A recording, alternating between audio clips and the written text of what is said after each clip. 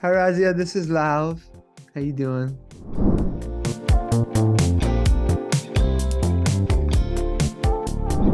Tell me more about how you're feeling about coming back to India for Lollapalooza 2024. Um, yeah, I mean, I've played Lollapalooza before in Chicago, but I've never. Well, I guess this is the second one ever in India, yeah, I think. And yeah, I'm just super. It's crazy. Like, yeah, it's gonna be.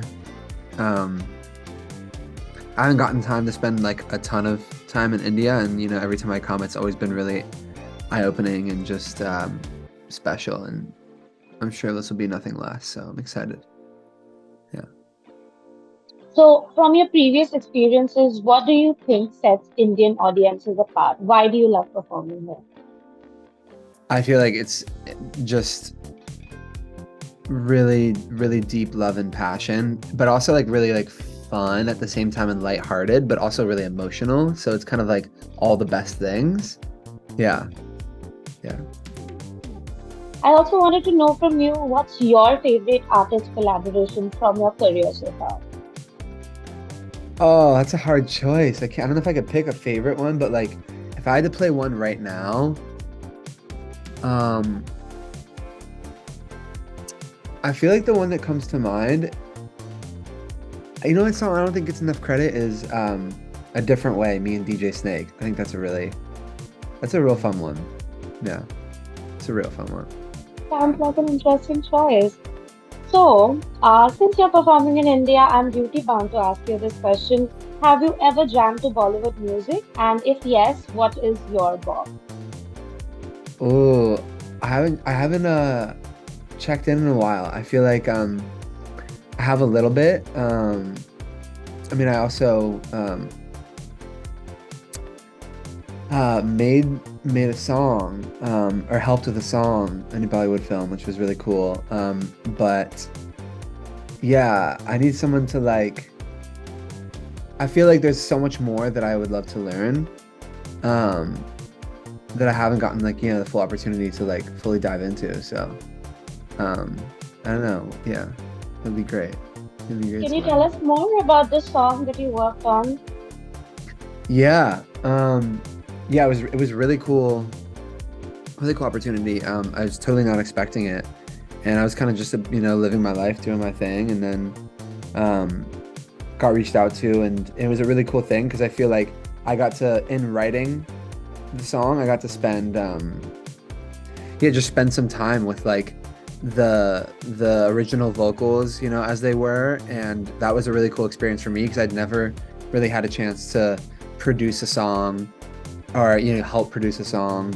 Um, Really, I think at that point that wasn't in English, and it was really cool to just really appreciate everything about like the tone and the language and everything. I thought it was just really, yeah, it was just really special, just super different for me.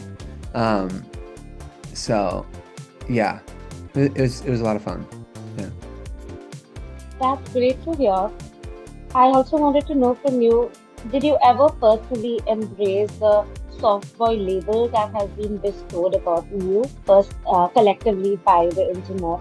And like, how has your relationship with your own masculinity and your self-identity changed over the years as you've been making music? Yeah, that's a good question. I definitely feel like yeah, I feel like sometimes I like want to fight with like, the softer part of myself, but I feel like ultimately it's maybe one of my strengths. Definitely one of my strengths. And I embrace it. I love it. I'm learning to embrace um all of the parts of myself slowly over time, and that's cool. And one that I want to stop doing. I want to just stop thinking so much, I just want to like be in the moment. So, yeah. Be in the moment and make your art, right? Yeah.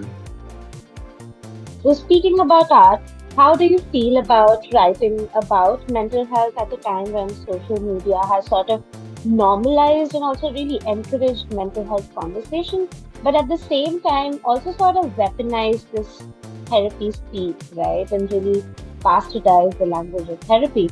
How do you feel about Right. writing about your own journey with mental health at this time? That's a really good question. I feel like for me, my barometer of whether I want to like say something or post something is like if I have actually experienced what I'm talking about, or if I've actually felt the feelings, or had the thoughts that I'm having. And I just try to keep things really like personal to me because it's like, I don't know, it's like I was talking to somebody, but my cousin about this, and like Rick Rubin, who's somebody I think is I look up to in a lot of ways. He um, he said something about it's like people can't judge you like when what you're making is like your own diary entry, and it's like if this is my diary entry, like what's it for you to judge, like if I'm being honest about how I feel personally, then like that's it. That's how I feel. No one can tell me that's not how I feel.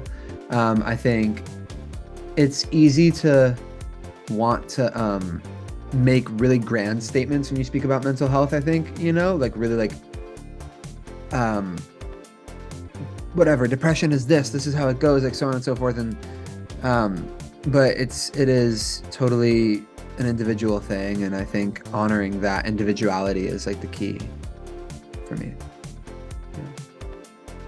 Thank you for sharing that. I really Yeah, appreciate it. of course. So, over the years, how have you grown emotionally, and how has this growth sort of reflected in your songwriting? Mm. I would say the music that I'm working on right now is the most emotionally mature music I've made. Or I only say that because somebody said that to me recently. Mhm. And I took it to heart. I'm like, okay, cool. But it's also still so playful and so young and free and happy and sad and wild and calm and all of the things. But I think the biggest thing for me is I feel like over my career I've come to get more in line with like my emotions, like more, oh, this is like just kind of reconcile with like how I really feel and kind of own that a little bit more. And that's been maybe the best part of that. Yeah.